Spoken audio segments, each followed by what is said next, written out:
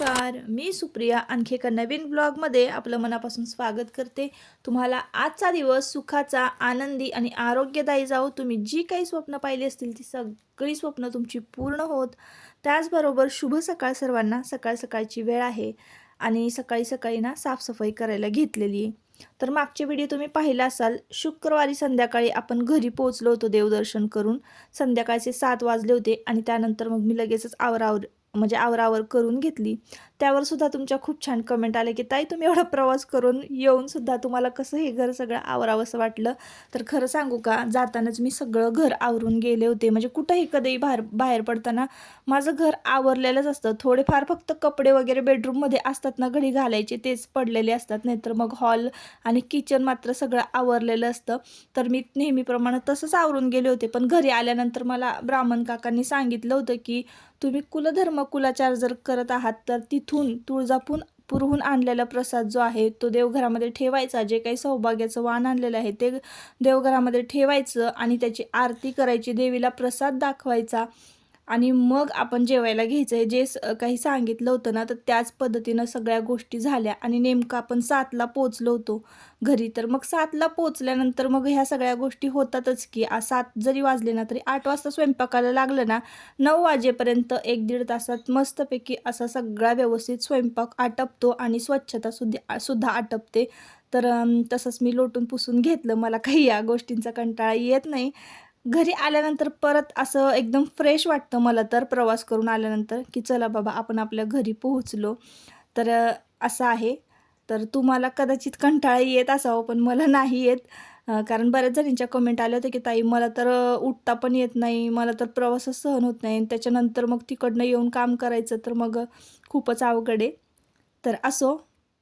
आता की नाही झालं असं, शुक्रवारी संध्याकाळी पोहोचले आणि संध्याकाळी भरपूर काम झालं ना, तर मग मी काय केलं, शनिवारी आमचे जे काही प्रवासाचे कपडे होते ना, ते सगळे धुवून घेतले आणि मग ते काही मी शूट केलं नव्हतं. शनिवार आणि रविवार बंदच ठेवलं होतं.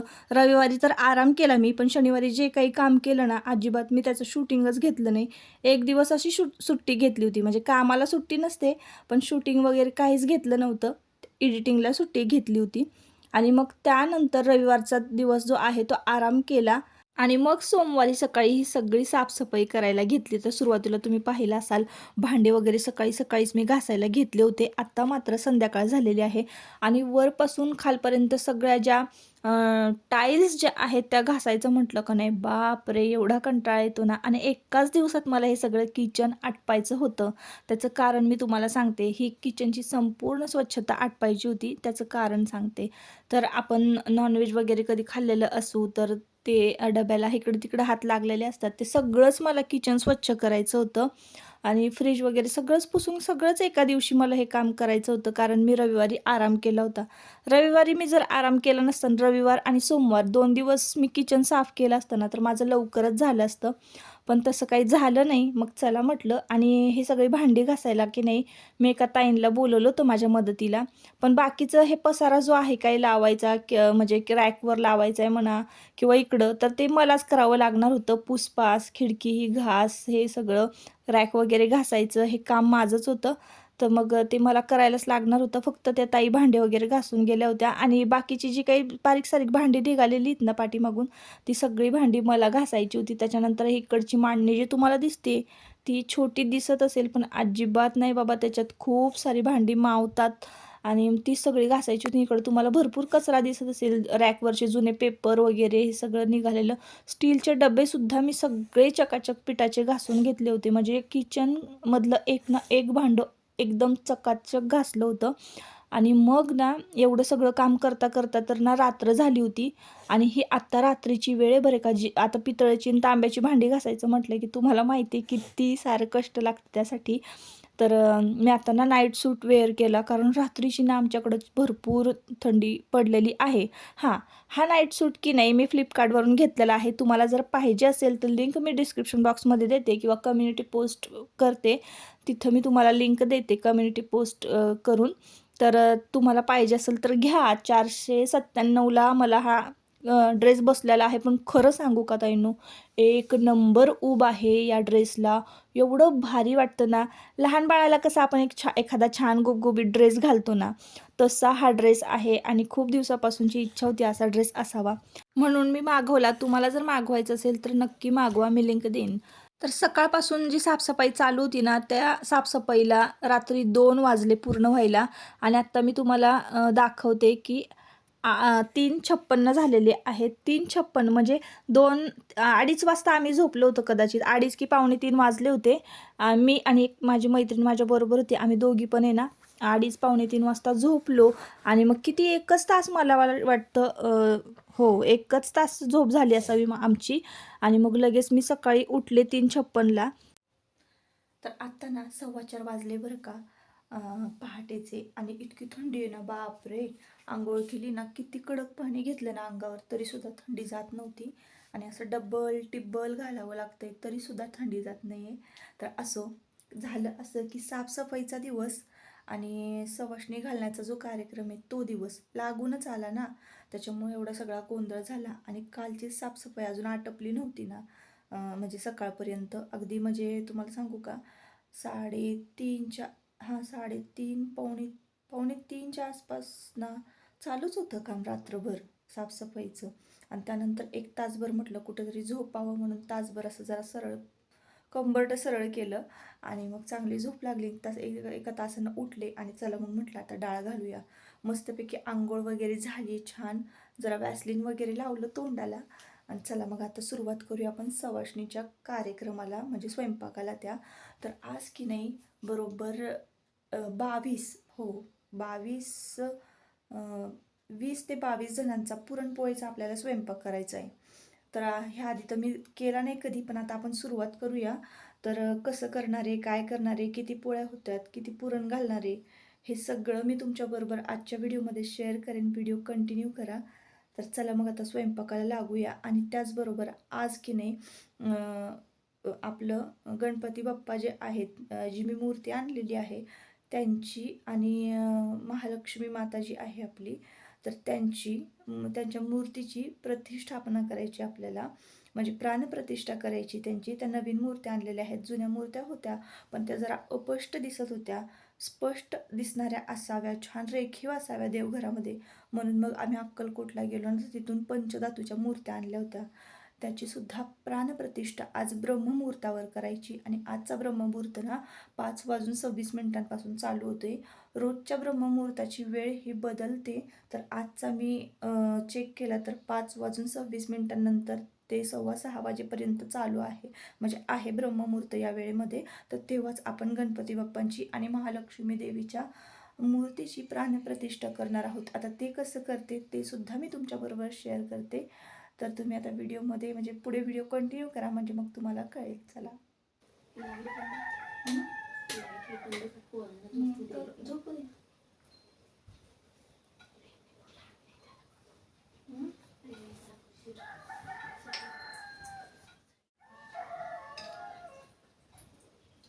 तर आता पहाटेचीच वेळ होती आणि सुरुवात होती आपली अन्नपूर्णेची पूजनाची.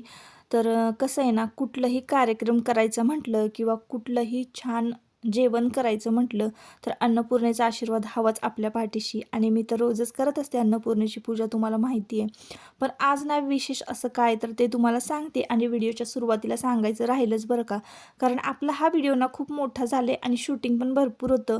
हे सगळ्या गोष्टी मला तुमच्याबरोबर शेअर करायच्या होत्या म्हणून मी शूट घेऊन ठेवलं होतं. तर म्हटलं आता शूटिंग केलेलं आहे तर चला म्हटलं तुमच्याबरोबर शेअर करूया. तर आज ना आपण 16 सवाष्णी जेवायला घालणार आहोत आणि त्यांचाच स्वयंपाक आपल्याला आज करायचा आहे. तर त्याआधी ना म्हटलं चला अन्नपूर्णेची पूजा करून घेऊया. म्हणून ना मग आज स्वस्तिक छान आता बघा तुम्हाला किचन कसं दिसतंय एकदम चमचम चमचम करत असेल तर हेच मला पाहिजे होतं. सगळं संपूर्ण घर एकदा का स्वच्छ झालं तर आपल्याला म्हणजे कुलदैवतेला आपल्याला नैवेद्य दाखवताना सुद्धा म्हणजे मनामध्ये संकोच येत नाही की आपण नॉनव्हेज खाल्लं आहे किंवा असं किंवा नॉनव्हेजचा हात लागेल ह्या सगळ्या गोष्टी. म्हणून मग मी एवढा सगळा अट्टहास माझा संपूर्ण घर स्वच्छ करायचा. आणि असाही मार्गशीर्ष महिना आणि श्रावण महिना म्हटलं ना की मी अशाच पद्धतीनं किचन स्वच्छ करत असते. आणि मग त्यानंतर चिनी मातीच्या ज्या भरण्या आहेत, वरच्या काचा, ग्लास, हे सगळं स्वच्छ धुवून काढलं होतं. तर असं. आणि मग त्यानंतर इथं अन्नपूर्णेची पूजा करून घेतली, स्वस्तिक काढलं. त्यानंतर आपण चुलीला कसं 5 सवाशीण म्हणजे 5 हळदी कुंकाचे बोटं ओढतो, त्याच पद्धतीनं गॅसला 5 वेळा हळदी कुंकू लावून घेतलं होतं. आणि त्यानंतर धुपानं ओवाळलं आणि मग फुलार्पण करून नमस्कार केला. अशाच साध्या सोप्या पद्धतीनं आपलं अन्नपूर्णेचं पूजन करायचं. आणि आपलं अन्नपूर्णेचा मंत्र जो की आपण नेहमी म्हणतो, अन्नपूर्णे सदापूर्णे शंकर प्राणवल्लभे ज्ञानवैराग्य सिद्धार्थं भिक्षां देहि पार्वते. तर असा नेहमीचाच म्हणायचा आणि नमस्कार करायचा. आणि लगेचच मग पोळ्यांना मी डाळ शिजत घातली. तर सगळ्यात आधी ना मोठं पातेलं घेतलं. आता डाळ किती शिजायला घालणार आहे, तर 1.5 किलोपेक्षा जास्त डाळ होती. आणि आज आपल्याला की नाही पुरणपोळीचा संपूर्ण स्वयंपाक करायचा होता. आणि हा व्हिडिओ की नाही अजूनच मोठा झाला असता, म्हणून मग मी हा व्हिडिओ थोडा फास्ट फॉरवर्ड केलेला आहे. तर आता बटाटे शिजायला घालणार आहे. माझ्याबरोबर ना माझी मैत्रीणसुद्धा होती, सुनीता. तिनं पण मला मदत केली बरीचशी सगळ्या स्वयंपाकामध्ये. आणि एकंदरीत सगळ्याच गोष्टी, स्वच्छता आणि संपूर्ण स्वयंपाक, सगळ्याच गोष्टी करायच्या होत्या. आणि आमच्या आवाजानं की नाही सासूबाईंना पण जाग आली होती, त्या पण जाग्या झाल्या होत्या. आणि त्यांचं सांगत होत्या त्या, असं करा तसं करा. तर असं चालू होतं. आणि मग इकडं ना बघा डाळ घेतली आहे आणि त्या डाळीला ना थोडं तेल लावून घेतलं. पाणी थोडंसं कोमट गरम केलं. आणि तेल लावल्यामुळं काय होतं, डाळ जास्त उतू जात नाही आणि लगेच शिजते. म्हणून आहे ना खाली डाळ छान निवडली स्वच्छ आणि त्या डाळीला तेल लावून घेतलं. आणि मग त्यानंतर आपण डाळ जी आहे ती शिजायला घातलेली आहे. आता हे मोठं पातेलं घेतलं आहे मी. अशी छान उकळी काढून घ्यायची. वाफ बघा कशी बसली आहे डाळीला. आणि त्यानंतर त्यावर परात ठेवून दिली आणि त्या परातीवर पाणी ओतलं, जेणेकरून मग तेच गरम पाणी आपल्याला पुन्हा डाळीत ओतता येईल. आणि एका बाजूला ना चहा ठेवला, परत एका बाजूला कणिक मळून घेतली छान पोळ्यांसाठी. आणि भरपूर पाणी ओतून ती भिजायला ठेवून दिलेली आहे. एका बाजूला बटाट्यांचा कुकर लावून दिला होता. अशा पद्धतीनं आम्ही पटापट स्वयंपाक केला. तर 4 बर्नरची शेगडी असल्यामुळे एवढं काही जास्त कष्ट लागलं नाही. आता हे पाणी की नाही आपल्याला हे गरम झाल्यानंतर पुन्हा डाळीमध्ये ओतायचं आहे, म्हणजे आमटीचं सारण जे आहे, सार जे आहे ते भरपूर निघणार आहे. तर अशा पद्धतीनं. आणि मग त्यानंतर ना आम्ही रात्री तुरीची डाळ भिजत घातली होती थोडीशी वरणासाठी. आता मुगाची डाळ तर नुकतीच संपली होती, त्याच्यामुळं मग तुरीची डाळ भिजत घालावी लागली. आणि तुरीची डाळ भिजत घातल्यानंतर ही डाळ आहे ना आपल्याला एकाच शिट्टीमध्ये लगेचच शिजते. तुमच्याकडे असा जर काही मोठा कार्यक्रम असेल आणि तुम्हाला वरण करायचं असेल ना, तर तुम्ही तूर डाळ, मूग डाळ मिक्स करून जर करत असाल तर रात्रीच डाळ भिजत घालायची, एका शिट्टीतच मस्त डाळ शिजते. आता हे डाळ शिजवताना आहे ना मी त्यामध्ये हिंग, जिरं, मीठ, हळद आणि टोमॅटो आणि त्यानंतर कोथिंबीर, आणि तुम्हाला जमलंच तर मग तूप तुम्ही वरनं घातलं तरी चालेल किंवा शिजतानाच सोडायचं तूप, म्हणजे डाळ उतू जात नाही. आणि मग डाळ डायरेक्ट कुकरला लावून दिली होती. एका शिट्टीतच आपलं वरण जे साधं वरण ते तयार झालं होतं. अशा पद्धतीनं आपला स्वयंपाक पटपट उरकायला घेतला होता. म्हटलं चला सगळ्याच गोष्टी तुमच्याबरोबर शेअर करूया, जेणेकरून इतक्या सगळ्या माणसांचा स्वयंपाक पुरणपोळीचा कसा आटपतो. तर बटाटे पण शिजले होते. बटाटे शिजल्यानंतर वरण लावलं आणि बटाटे बाहेर म्हणजे थंड होण्यासाठी ठेवून दिले होते. आता सुनीता बटाटे सोलून घेणार होते आणि मग आम्ही बटाट्याची भाजी फोडणीला घालणार होतो वरण झालं की. आणि मग मी लगेचच इकडं हॉल आवरायला घेतलेला आहे. सुनीता बटाटे सोलते तोपर्यंत. आणि सगळं म्हटलं चला आता झाडून झटकून घेऊया. 1-2 जाळ्या पण मला वरवर दिसल्या, त्या पण काढून घेतल्या. आणि संपूर्ण हॉल जो आहे ना पहाटे स्वच्छ लोटून घेतला आणि पुसून घेतला. त्यानंतर आम्हाला आहे ना गणपती बाप्पांची आणि महालक्ष्मी देवीच्या मूर्तीची स्थापना करायची होती, म्हणजे प्राणप्रतिष्ठा करायची होती. म्हणूनच सकाळी हॉल आवरायला घेतला होता. आणि त्यानंतर मग सवाशीण बायकासुद्धा जेवायला येणार होत्या ना, म्हणूनच सकाळी सगळं आवरायला घेतलं होतं. त्यानंतर मग स्वच्छ झाला हॉल पण आणि संपूर्ण घरच लोटून घेतलं. उजाडत नेमकं आलं होतं आणि रात्रीच मशीन लावून दिली होती ना कपड्यांची, तर कपडे पण सकाळी झाले होते. म्हणजे हे एक मला असं वाटतंय 6, 6:15च्या आसपासचं टायमिंग असेल. 6च्या नंतर तर उजाडतंच चांगलं. इथं सुनीताना गूळ चेचून घेते. आमची आता पुरणाची डाळ पण छान शिजलेली आहे मऊसूत, आणि आता पुरण आम्हाला परतायला घ्यायचंच आहे. त्यानंतर मी तुम्हाला इकडं दाखवते काय काय झाले. तर मेथीची भाजी खुडून घेतली होती ना, काल सासूबाईंनी सगळं भाज्या ज्या आहेत त्या नीट केलेल्या आहेत. आपली इथं डाळ शिजलेली आहे.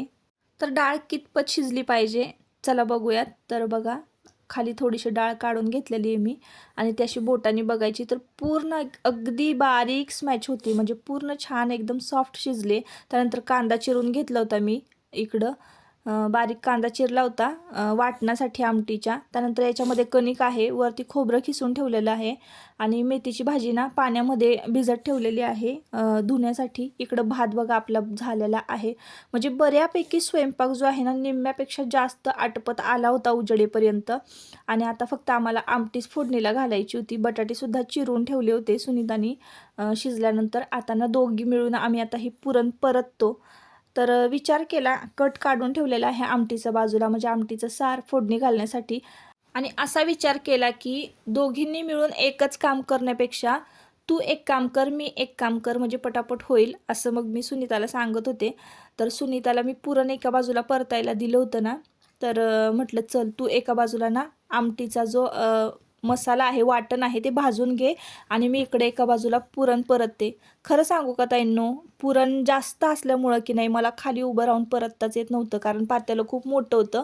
त्यामुळं मग मला कट्ट्यावर बसावं लागलं, आणि फुल म्हणजे चांगलं ताकद लावून ते पुरण म्हणजे परतायचं होतं. त्याच्यामुळं मग मला कट्ट्यावर बसायला लागलं. तर उलटनं पण आहे ना, म्हणजे असं फिरवता येत नव्हतं, इतकं ते जड झालं होतं. आणि पुरण जसं जसं म्हणजे आता सुरुवातीला पातळ असतं, पण जसं जसं घट्ट होत जाईल ना तसं तसं त्याला जास्त ताकद लागते हलवायला पुरण. तर एका बाजूला सुनीतानी ना लोखंडी तव्यावर खोबरं भाजायला घेतलेलं आहे. त्याच्यानंतर मग लगेच ती कांदा भाजून घेईल, म्हणजे मग आपलं आमटीचं जे सारण आहे, कटाच्या आमटीचं हे आपलं वाटण आहे ते तयार झालेलं आहे. तर असं छान भाजून घेत होती, एकदम घवळं घवळं भाजलं ना, खोबरं जास्त करपवलं नाही ना, की आमटी पण एकदम छान रुचकर लागते चवीला बरं का. आता आमटी कशी फोडणीला घालणार आहोत हे सुद्धा मी तुमच्याबरोबर शेअर करते. व्हिडिओ पुढे कंटिन्यू करा. छान असं खोबरं भाजून घेतलेलं आहे सुनीतानी, आणि आमचे काहीतरी बोलणं चालू होतं, बडबड चालूच होती आमची. असं एकमेकींबरोबर बोलता बोलता काम कधी पूर्ण होतं ना तेही कळत नाही. तर आलं लक्षात की ती सांगत होती आजचं स्वस्तिक एकेने पूजा केलेलं काहीतरी वेगळंच दिसतंय सुप्रियाताई, एकदम प्रसन्नच वाटते ती स्वस्तिक बघून, असं ती बोलत होती. आणि मला पण लगेच जाणवलं, मी पण बघितलं. तर तुम्ही सुद्धा सांगा कमेंट करून की आजचं किचनमध्ये काढलेलं स्वस्तिक आहे ना, इतकं रेखीव दिसत होतं ना, एकदम भारी वाटत होतं त्या स्वस्तिकडं बघितलं की. तर तुम्हाला आवडलं का नक्की कमेंट करून सांगा. आणि त्यानंतर सुनीताने लगेचच कांदा वगैरे भाजायला घेतला, आणि माझं पुरणच होत नव्हतं परतून. फुल गॅस ठेवला होता, पातेलं चांगलं जाड होतं. आणि मग त्यानंतर लक्षात आलं की आपण हळद आणि मीठ घालायचं विसरलोय. तर कधीही तुम्ही पुरणाचा स्वयंपाक करत असाल ना, तर हळद आणि मीठ पुरण परततानाच घालायचं, म्हणजे एकदम पुरणाला एकदम वेगळीच टेस्ट येते बघा, मस्त लागतं पुरण चवीला. पुरण जर टेस्टी असेल ना, तर पुरणपोळी पण तुमची एक नंबर होणार आहे. म्हणून हळद आणि मीठ घातलेलं मी. मीठ स्किप झालं असावं कदाचित, म्हणजे व्हिडिओचं कॅमेरा वगैरे पॉज केलेला असणार आहे, त्याच्यामुळं मीठ घातलं होतं मी, आणि हळद घातली. छान परत पुन्हा एकदा ना एकजीव करून घेतलं ते सगळं, आणि मग छान पुरण उकळी फुटते बघा पुरणाला. तर हे सगळं पुरणातलं पाणी ना आटवून घेतलं, आणि मस्त घट्ट असं पुरण परतून घेतलं. हे सगळं पुरण परतायला की नाही आम्हाला जवळजवळ अर्ध्या तासापेक्षा जास्त वेळ लागला होता बरं का. आणि बघताय तुम्ही मला की उलटण्याने ना म्हणजे हलवताच येत नव्हतं, ते पुरण इतकं घट्ट झालं होतं, जसं की मी तुम्हाला सुरुवातीला सांगितलं. आणि पुरण जोपर्यंत आपलं चांगलं होत नाही आहे ना, तोपर्यंत म्हणजे आपली पुरणपोळी जी आहे ना ती साधणार नाही आहे. म्हणून आहे ना, पुरण परततानाच एक नंबर म्हणजे असं छान व्यवस्थित मिक्स करून करून अगदी छान मऊसूत होईपर्यंत आहे ना पुरण परतून घ्यायचं आहे. जास्त पातळही राहिलं नाही पाहिजे, आणि जास्त घट्टही नाही झालं पाहिजे. जर तुमचं पुरण थोडंसं पातळ राहिलं ना, तर तुमची पुरणपोळी अजिबात साधली जाणार नाही. म्हणजे प्रत्येक पुरणपोळीच्या स्वयंपाकाच्या वेळेस मी हेच सांगते, पण आज जरा जास्त प्रमाणामध्ये आहे म्हणून म्हटलं चला तुमच्याबरोबर शेअर करूया. तर हे बघा पुरण कसं झालं आहे, त्याची कन्सिस्टन्सी तुम्ही बघा. पातळ पुरण असेल ना, अजिबात पुरणपोळी होत नाही. तर एकदम परफेक्ट असं पुरण झालं. आता मी तुम्हाला वाटण दाखवते. तर हे कशाचं वाटण आहे, तर आपण बटाट्याची भाजी करतोय. त्याच बटाट्याचे ना पुढं मी छोटे छोटे वडे करणारे, अगदी भज्यांसारखे. तर भजी करण्यापेक्षा काय होतं ना, गरम गरम भजी चांगली लागतात. गरम भजी नसलीत ना की मग खाऊशी वाटत नाहीत, म्हणून मी ठरवले छोटे छोटे वडे करायचे बटाट्याचे. तर इथं मी बटाट्याच्या भाजीला फोडणी दिली आहे. आता सुरुवातीला काय होतं, लसूण, आलं, मिरची आणि मीठ, जाड मीठ घातलं होतं. ह्याचं वाटण करून घेतलं. तेलामध्ये कढीपत्ता घातला, त्यानंतर वाटण घातलं मिरचीचं, आलं, मिरची, लसूण आणि त्यानंतर हळद घातली. त्यामध्ये थोडंसं सुरुवातीला जिरं, मोहरी घातली आणि मग आपण बारीक चिरून घेतलेला जो बटाटा आहे तो घालायचा आणि थोडासा बटाटा स्मॅश करायचा, छान परतून घ्यायचा, कोथिंबीर घालायची, झाली बटाट्याची भाजी. तर अशा पद्धतीनं आपण ह्या सगळ्या म्हणजे बटाट्याच्या भाजींची ना छोटे छोटे वडे करणार आहे. आता ते मी काही शेअर केलं नाही, कारण मी दुसऱ्याच कामाला लागले होते ना, तर तिथं काही शूट कुणी घेतलं नाही.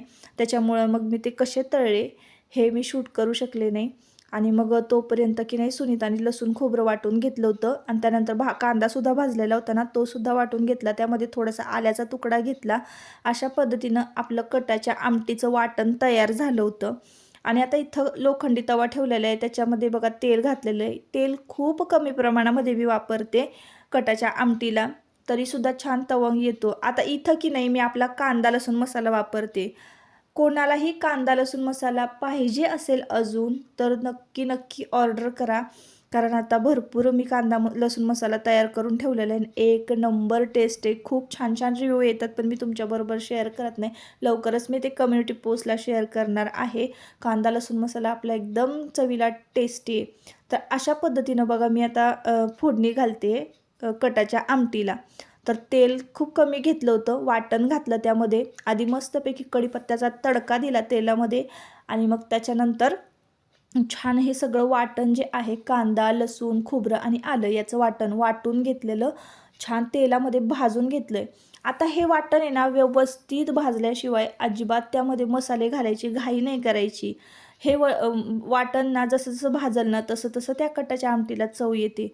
म्हणून वाटण सुरुवातीला आधी आपण छान भाजून घ्यायचं आणि मग नंतर आहे ना आपल्याला हे मसाले जे आहे म्हणजे जे की काढून ठेवले आपण मसाले, म्हणजे माझाच कांदा लसूण मसाला मी वापरलेला आहे आणि थोडंसं तवंग येण्यासाठी कश्मीरी लाल चिली पावडर मी त्यामध्ये वापरलेली आहे आणि हळद पावडर आणि मीठ एवढंच मी काय ते कटाच्या आमटीला घातलं. पण कटाची आमटी एवढी भारी झाली होती ना, सगळ्या बायकांना आवडली.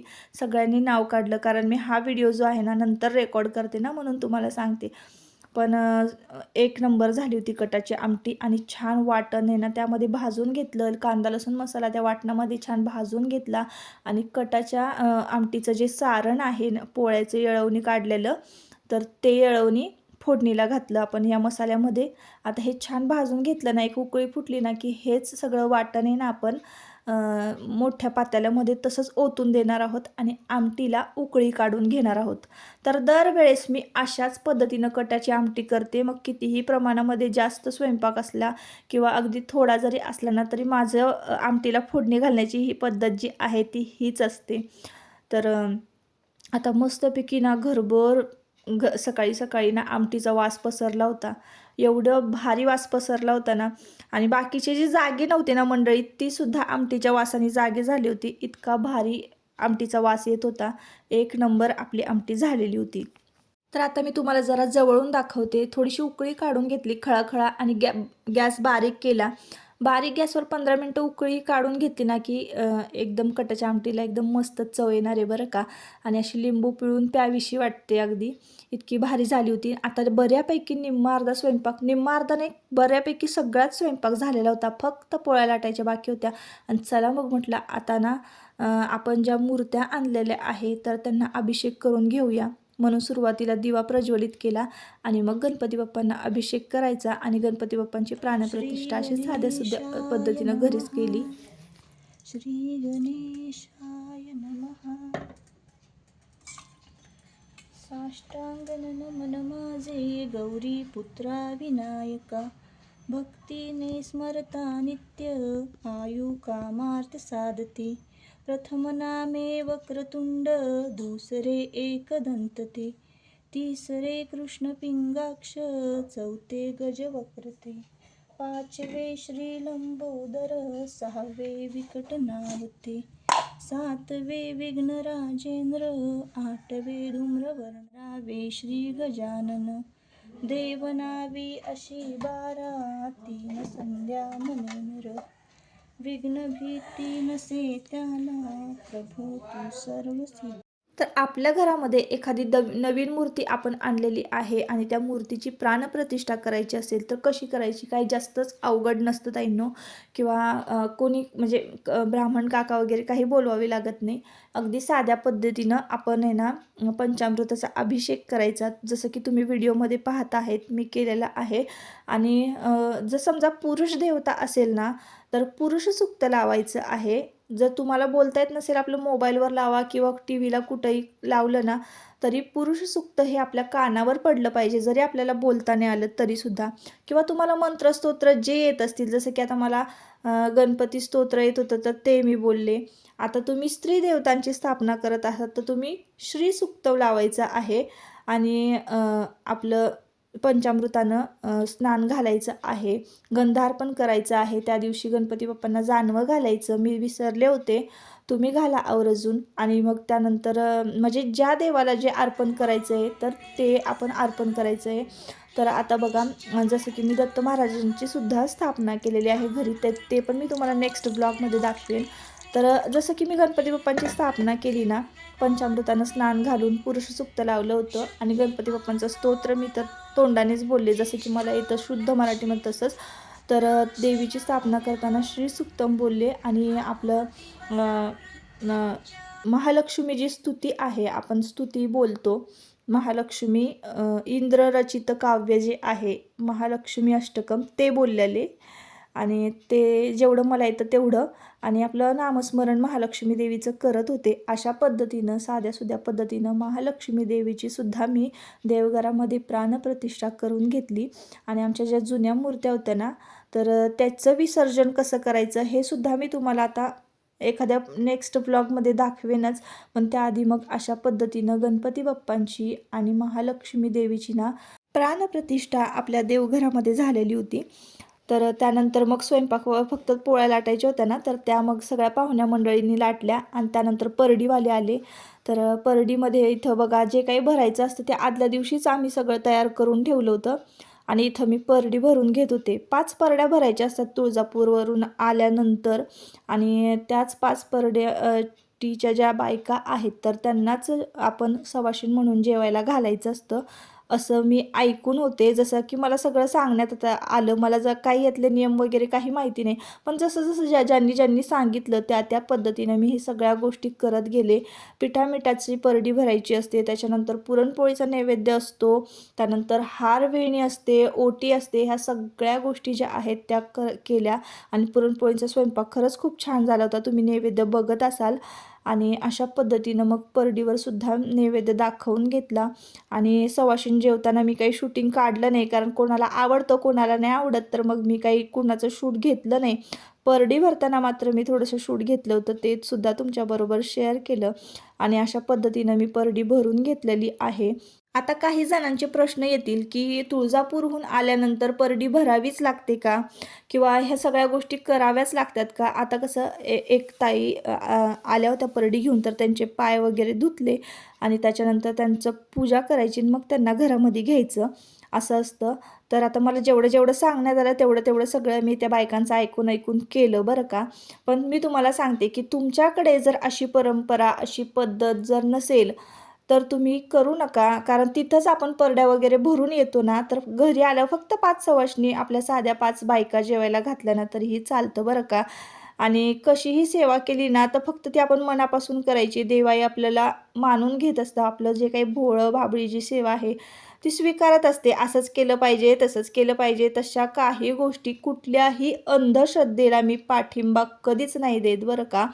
आणि फक्त श्रद्धा असावी, अंधश्रद्धा नसावी, ह्या सगळ्या गोष्टी मी तुम्हाला नेहमी ब्लॉगमधून सांगत असते. पण मला जसं जसं सांगण्यात आलं जी जी पद्धत तसं तसं मी करत गेले.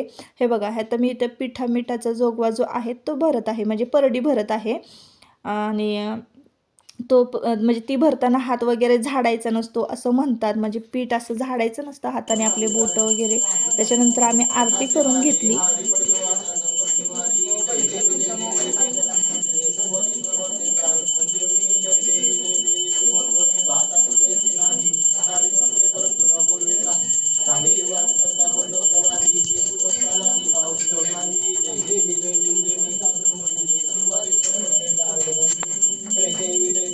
तर अशा पद्धतीनं आपल्या घरचा जो आहे परडीचा कार्यक्रम आणि सवाष्णींचा कार्यक्रम पार पडला.